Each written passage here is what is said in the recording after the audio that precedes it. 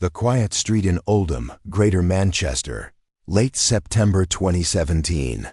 Gray clouds hang low, the kind that promise rain any minute. In a modest terraced house lives 11-year-old Alex Batty, sandy hair, bright eyes, the sort of boy who devours adventure books and dreams big under the stars he can barely see through city lights. His life is simple, steady. School, friends, football in the park. His grandmother, Susan Caruana, is his rock legal guardian since his parents separated. The one who packs lunches, checks homework, keeps the world spinning right. Then comes the invitation. A 2-week family holiday to Marbella, Spain. Sun, sea, beaches. His mother, Melanie Batty, late 30s, free-spirited, drawn to alternative living, and grandfather David Batty, her father, practical yet sharing her views, will take him. Susan agrees she can't travel due to health, but trusts they'll return October 8th. She waves them off at the airport, heart full of hope for tanned cheeks and stories upon return. They land in Malaga. Warm air wraps around Alex like a hug. White walls, palm trees, the Mediterranean sparkling. First days are magic, splashing waves, ice cream dripping, laughter with mum and granddad. Alex feels the rare joy of family whole, but October 8th arrives. Bags half-packed. Airport looms. Then nothing. No flight, no call home. Instead, a drive to Malaga port. Melanie turns to Alex. We're staying longer. There's more to explore. A video is recorded. Alex, looking straight at camera. I'm not coming home yet. I'm with Mom and Granddad. Sent to Susan. In Oldham, Susan's phone pings. The message hits like ice water. She watches it again and again. Then calls police. Greater Manchester Police, GMP, launch missing persons inquiry immediately. Interpol alerted. Posters go up. Missing, Alex Batty, 11, last seen Spain. Smiling school photo, sandy hair, hopeful grin. Appeals broadcast on TV, radio. Susan speaks to media. Please, if anyone knows anything. Her voice cracks, but resolve holds. Meanwhile, in Spain, Alex's world shifts. They move inland, mountain roads, olive groves, air thick with rosemary. No school bells. Mornings with herbal tea, foraging, lessons from life. Melanie teaches energy healing. Chakras. David fixes things, drives. They drift, Andalusia villages, Sierra Nevada foothills. Alex adapts, swims hidden pools, reads under trees, stars brighter than ever. But back in Oldham, Susan never stops. Posters in shops, community centers. She keeps Alex's room untouched, books, posters, toys waiting. Every lead chased. Possible sail to Morocco, Melilla border, October 2017. GMP coordinates Spanish authorities. No sightings, but hope flickers. Months pass. February 2018, Alex's 12th birthday. GMP issues fresh appeal. Susan tearful on camera. We aren't getting any younger. We love you so much. She believes Melanie took him to spiritual commune, alternative lifestyle, no mainstream school. Police name Melanie and David wanted for abduction, breach custody order. International warrants. Still, no trace. Alex, turning 12, feels adventure sparkle. But quiet ache grows, missing man, friends, routine.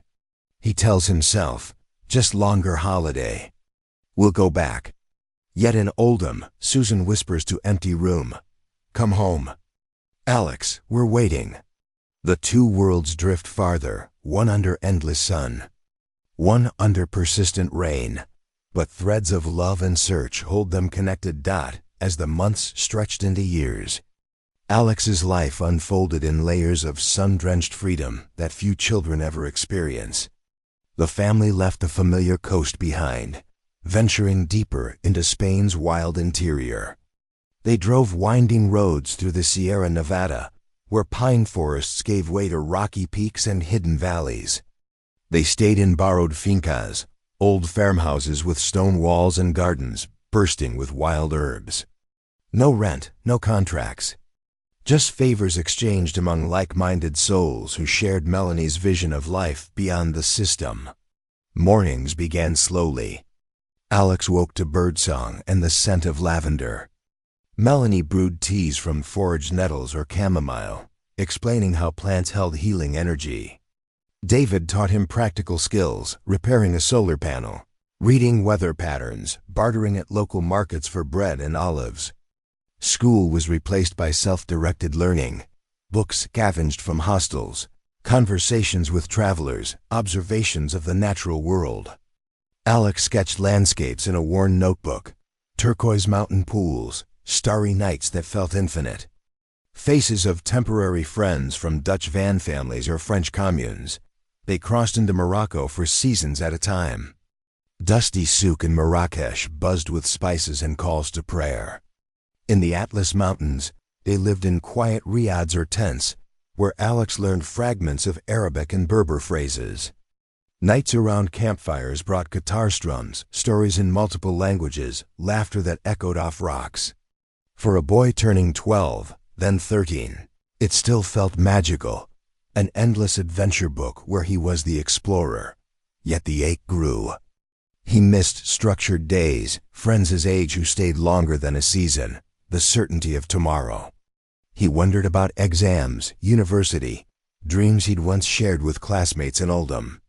When Wi-Fi flickered in a cafe, he glimpsed social media glimpses, proms, driving lessons, ordinary milestones. A quiet envy settled in. He wrote unsent letters in his head. Man, I'm safe.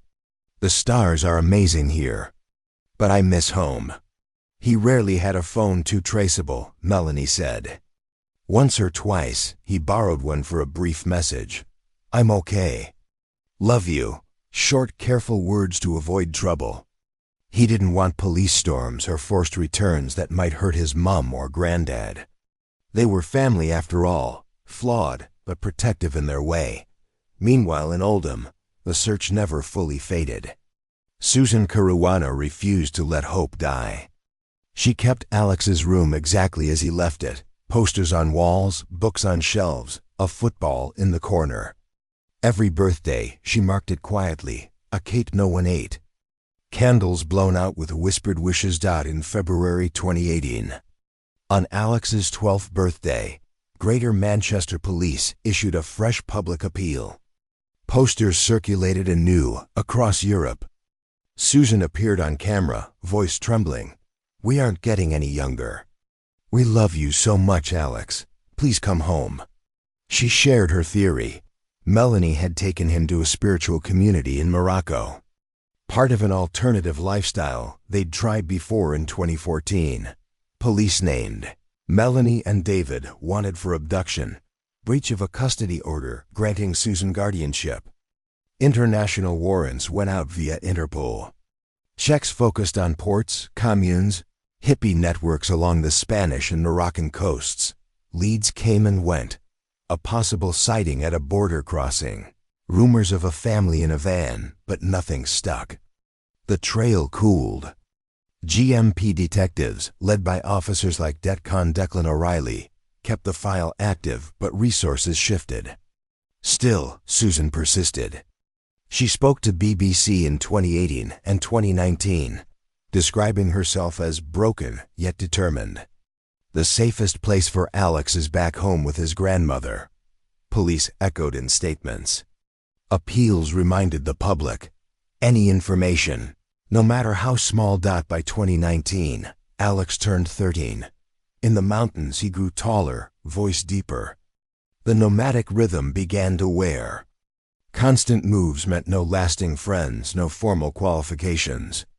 Melanie dreamed of Portugal or farther north, purer energy. Alex asked harder questions. What about school certificates? How will I get a job? Answers grew tense. He started a secret journal, scraps hidden in his pack, noting places, feelings, the pull toward something more structured.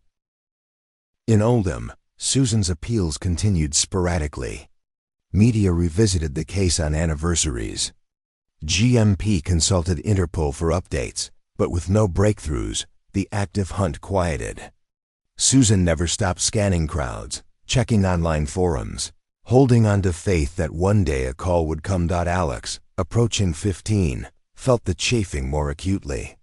Freedom tasted bittersweet. He loved the wild beauty, stars clearer than in England, horizons endless, but craved direction. He watched other teens online, rare Wi-Fi moments, college applications, exams, futures planned. The gap widened out by late 2023. At 17, the family settled temporarily in southern France's Pyrenees. Rugged peaks, deep valleys, small villages frozen in time. An old stone cottage loaned by a community friend. Days slower, moves fewer. Time to think. Long nighttime talks with himself under open skies. What do I want? The answer emerged. Education, friends, stability. Home. His mother announced a move to Finland, Northern Lights. Fresh start. Alex nodded outwardly, but inside. Resolve hardened. One December night, while the house slept, he packed quietly, warm layers, journal, flashlight. Skateboard, a cherished gift, saved euros. A short note. I love you both. I need to go home. Don't worry. I'll be okay. He slipped out before dawn. The Pyrenees winter was harsh, snow-dusted paths, biting wind. Alex walked 4 days, through forests, past barns for shelter, streams for water. Blisters formed, body ached, but each step forward fueled him. On the 4th night, near Chalabur, headlights pierced the dark. A van slowed. Fabien Accidini, 26, chiropractic student and delivery driver, rolled down the window. You okay? Alex, exhausted, hoarse. I need help. My name is Alex Batty. I've been missing for 6 years. The van door opened, and Fabien Accidini's calm voice cut through the freezing night air. Get in, you're safe now.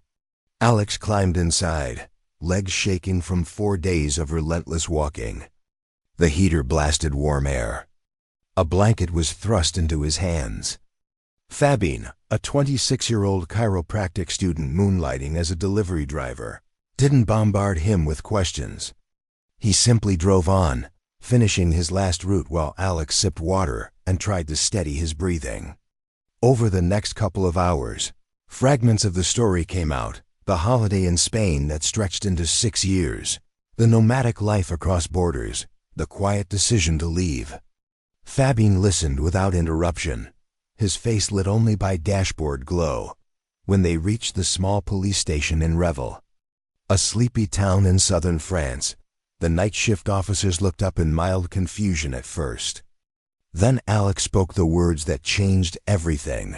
My name is Alex Batty. I've been missing since 2017. Computers were switched on. Records pulled.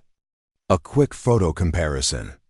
The International Missing Persons Alert, still active after all these years, lit up the screen. Greater Manchester Police were notified within minutes. A French detective gently asked basic questions while arranging medical checks. Alex was exhausted but coherent. No signs of serious injury or neglect, just the weariness of someone who had walked through mountains in winter with only a backpack and determination. Back in Oldham, it was early morning. Susan Caruana's phone rang. A GMP officer on the line, voice careful but urgent. We have him. He's safe in France. Susan froze.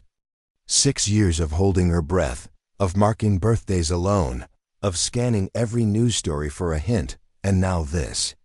She later described the moment to reporters. It was like the world stopped, then started again. Relief doesn't even cover it. Happiness, disbelief, gratitude. All at once. Within hours, a video call was set up. Susan saw Alex's face on the screen, older, taller, sun-weathered, but unmistakably her grandson. His eyes filled when he saw her. "Nan," he said simply. They talked for a long time. No rush. Just the sound of two voices that had waited years to reconnect. Alex spent 2 days in protective care in France.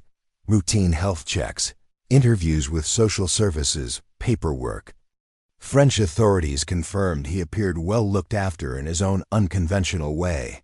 Healthy, articulate, no evidence of abuse. The nomadic lifestyle had left educational and social gaps, but not trauma in the dramatic sense. He was allowed to rest, eat proper meals, sleep in a real bed.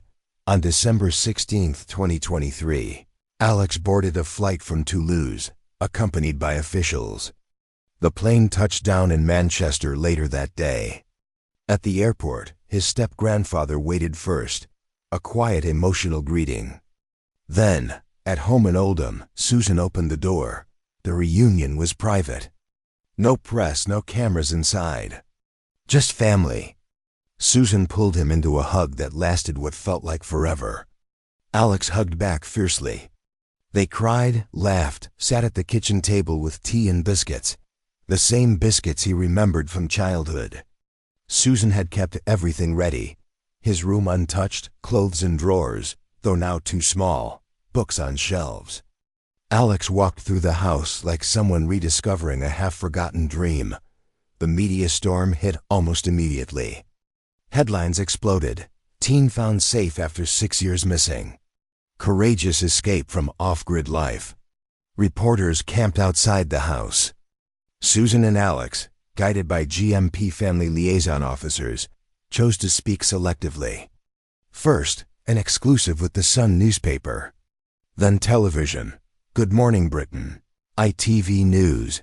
Alex wanted to control the narrative, to protect his mother and grandfather from being painted as villains. In interviews, he spoke with maturity beyond his years. "I left on good terms," he explained. "I still love them. They kept me safe, fed, alive. They showed me a different way of seeing the world. But I realized it wasn't right for my future."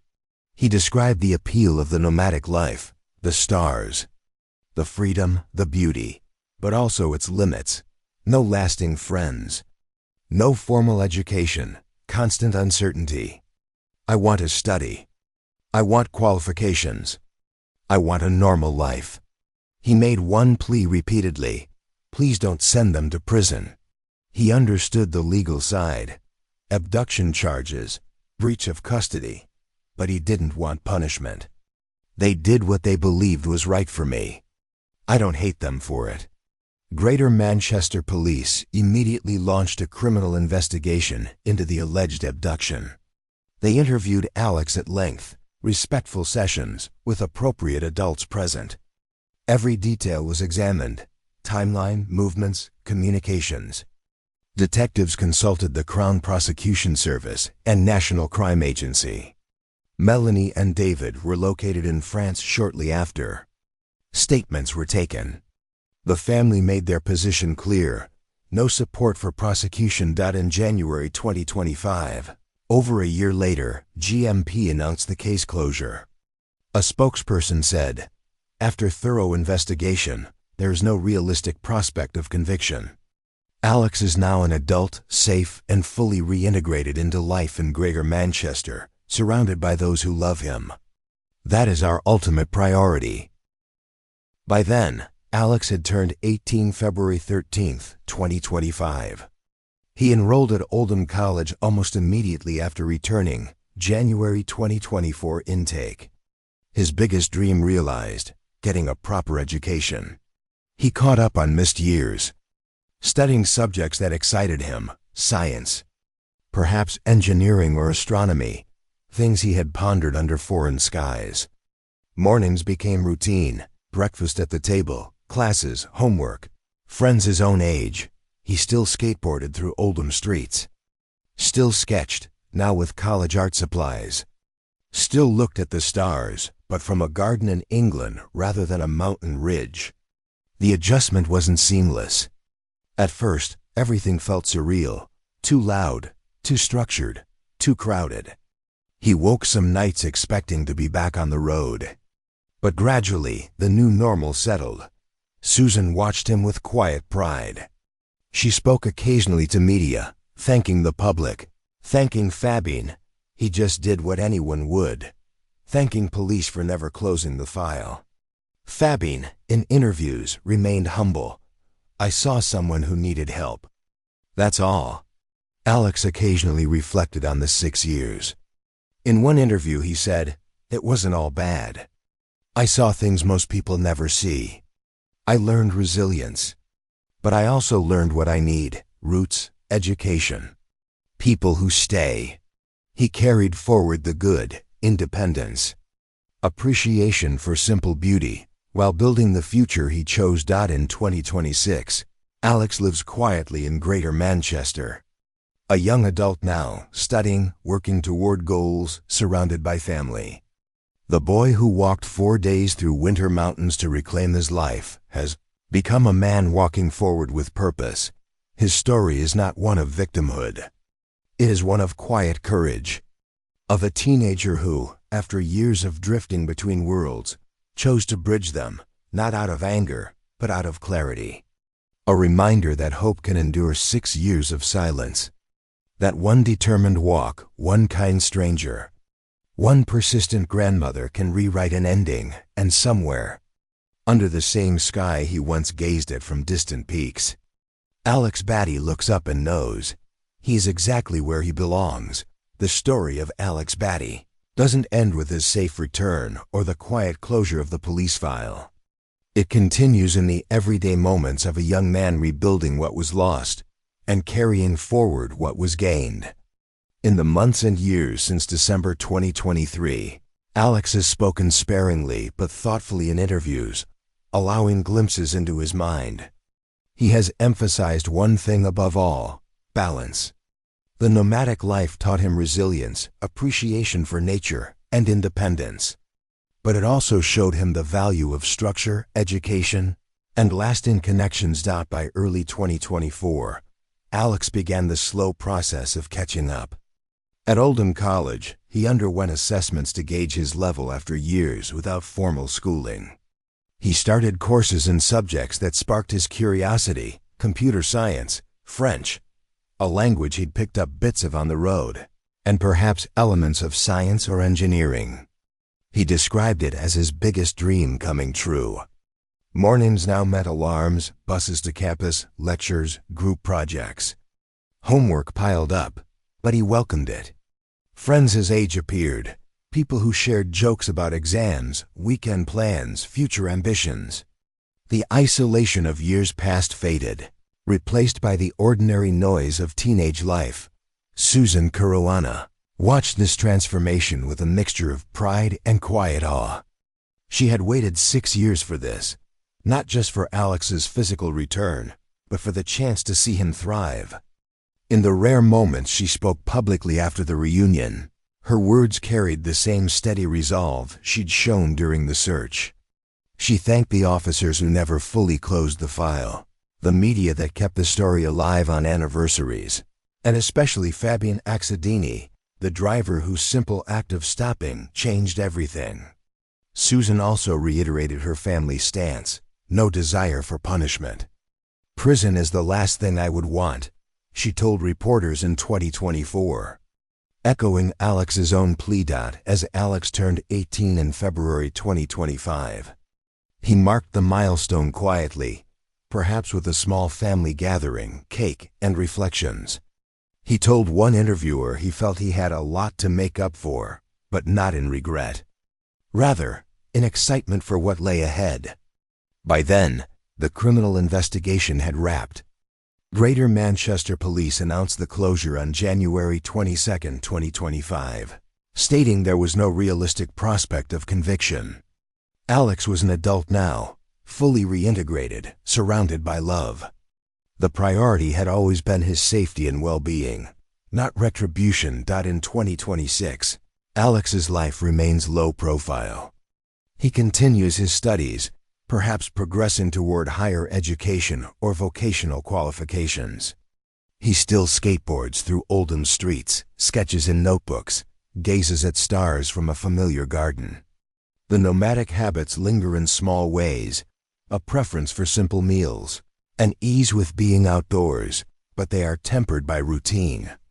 He has spoken of wanting to travel again one day, but on his own terms, with a passport, a plan, and the freedom to return home. What makes Alex's story resonate so deeply, beyond the drama of disappearance and escape, is its message of agency and hope. At 17, he made a choice that many in similar situations never get to make. He wasn't rescued in a high-profile raid or dramatic operation. He walked out himself, through mountains and darkness, because he knew what he needed. That act of self-determination inspires.